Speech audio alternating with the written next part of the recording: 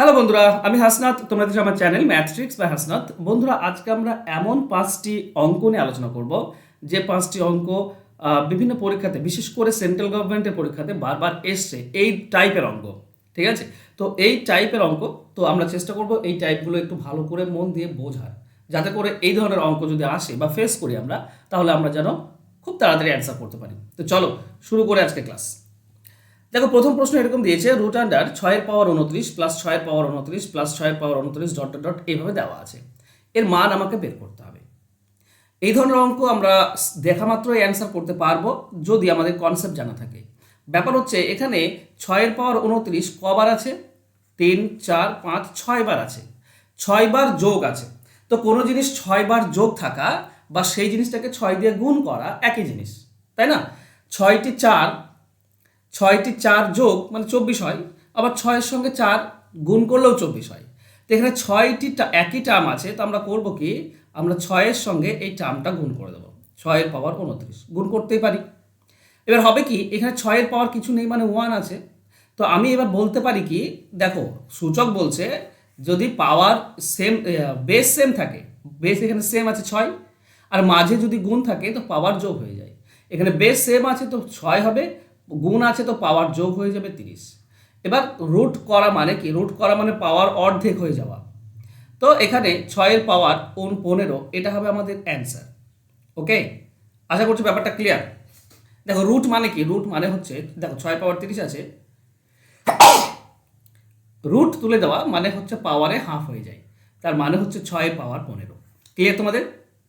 চলো, অ্যান্সার হবে option B. আশা করছি এই ধরনের অঙ্ক এবার যখনই আসবে তোমরা খুব তাড়াতাড়ি অ্যান্সার করে দিতে পারবে।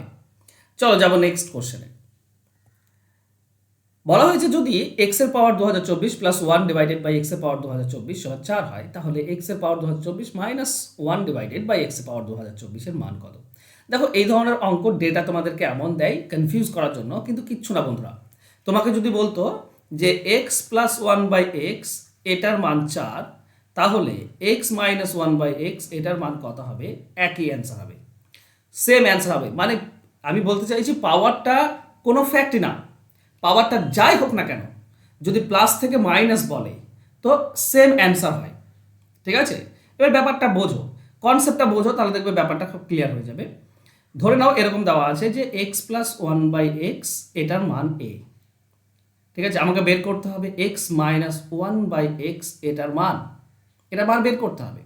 দেখো এটা যদি আমি বর্গ করি এই পক্ষ, তাহলে আমাকে এই পক্ষ বর্গ করতে হবে। এটাতে আমি পাবো A square plus B square plus 2ab, plus 2ab পাচ্ছি, সমান হচ্ছে এ স্কোয়ার।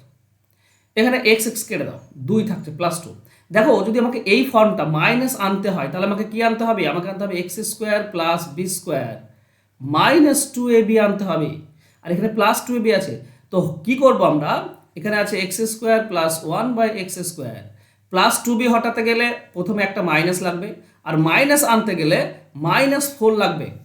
দেখো এখানে প্লাস 2 আছে, আমি -4 করব, সরি -4 করব, তবেই এই দুটি মেলে -2 হবে। তাহলে এদিকে কি আছে? এদিকে আছে এ স্কোয়ার, এদিকেও -4 করব, কারণ এদিকে যেহেতু এক্সট্রা আমি -4 করেছি, এদিকেও মাইনাস এক্সট্রা 4 করে দেব।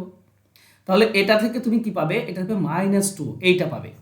ঠিক আছে, x square plus 1 by x square minus 2xy, minus পাচ্ছ তার মানে উপরটা পাচ্ছ, তার মানে আমরা পাবো এক্স মাইনাস 1 বাই এক্স তার হোল স্কোয়ার, এটা এ মাইনাস বি তার হোল স্কোয়ারের ফর্মুলা হবে। ওকে, সমান সমান হচ্ছে এ স্কোয়ার মাইনাস 4।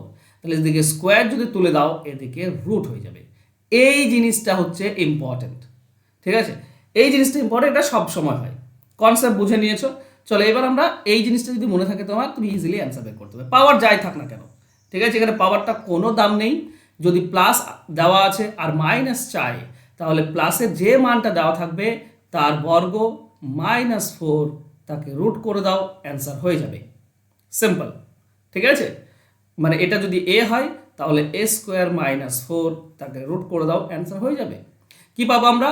তো রুট 16 থেকে 4 বিয়োগ মানে 12, তো 4 3 12 হয়, 4-এর জন্য 2 বেরিয়ে আসবে আর √3 থেকে যাবে, তো 2√3, এটা হবে আমাদের অ্যান্সার। অ্যান্সার হবে অপশন বি। বাস, মানে সেকেন্ডে অ্যান্সার, যদি তুমি কনসেপ্ট তোমার ক্লিয়ার থাকে। চলো নেক্সট কোশ্চেনে যাবো।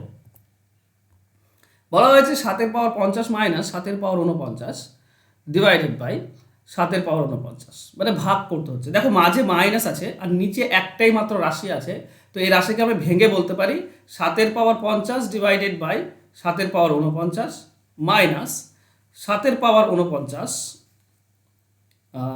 49 ডিভাইডেড বাই 7^49, এটা আমরা বলতে পারি। কারণ এটা যদি তুমি লসাগু করো দেখবে 7^49 লসাগু পাবে, তো প্রথমটার জন্য 7^50 উপরে যাবে মাইনাস দ্বিতীয়টার জন্য 7^49, তো এখান থেকে তুমি এটা পাচ্ছ, তো তুমি এখান থেকে এটা পাবে। এবার এখানে দেখো 7^50কে 7^49 দিয়ে ভাগ করলে 7^1 থাকে, মাইনাস হয়ে যায়, ভাগ করলে মাইনাস হয়ে যায় পাওয়ার, মাইনাস এখানে কি আছে, এখানে আছে 7^49, এটা কেটেই যাচ্ছে, তো 1, তো 7 থেকে 1 বাদ দিলে 6, এটাই হচ্ছে অ্যান্সার অফ অপশন এ। সহজ, সিম্পল। চলো যাব নেক্সট কোশ্চেনে। বলা হয়েছে 7 × 1 + 10 30 ডিগ্রি ইন্টু 1 + 10 15 ডিগ্রি, এর মান কত হবে?